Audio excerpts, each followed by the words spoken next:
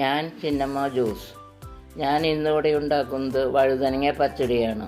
വഴുതനങ്ങ 2 എണ്ണം, പച്ചമുളക് 4 എണ്ണം, ഇഞ്ചി ഒരു ചെറിയ കഷ്ണം, ചുവന്നുള്ളി 6 എണ്ണം, കറിവേപ്പില 2 കതിർ, വറ്റൽ മുളക് 2 എണ്ണം, കടുക് 1 ടീസ്പൂൺ, മഞ്ഞൾപ്പൊടി 1/4 ടീസ്പൂൺ, മുളക് പൊടി 1 ടേബിൾ സ്പൂൺ, ഉപ്പ് പാകത്തിന്, കട്ടത്തൈര് 1/2 ലിറ്റർ.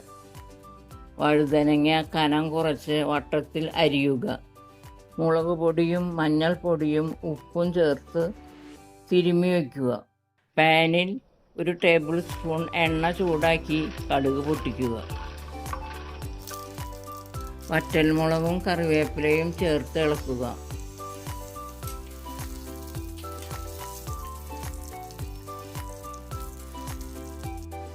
ഇഞ്ചി, ചുവന്നുള്ളി, പച്ചമുളക് ഇവ ചേർത്ത് ഇളക്കുക.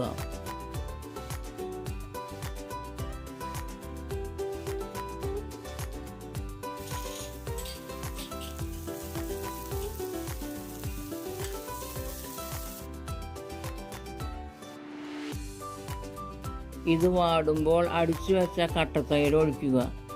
പതുക്കെ ചൂടാവുമ്പോൾ ഇറക്കി വയ്ക്കുക.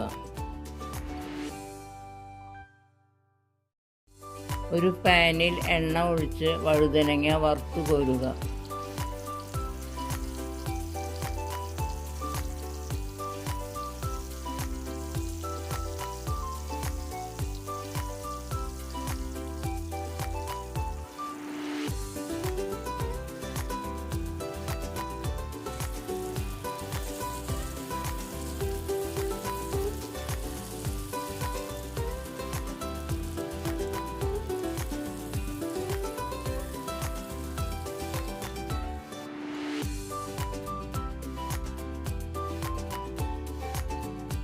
വറുത്ത് വെച്ചിരിക്കുന്ന വഴുതനങ്ങ തൈരിലിട്ട് ഇളക്കുക.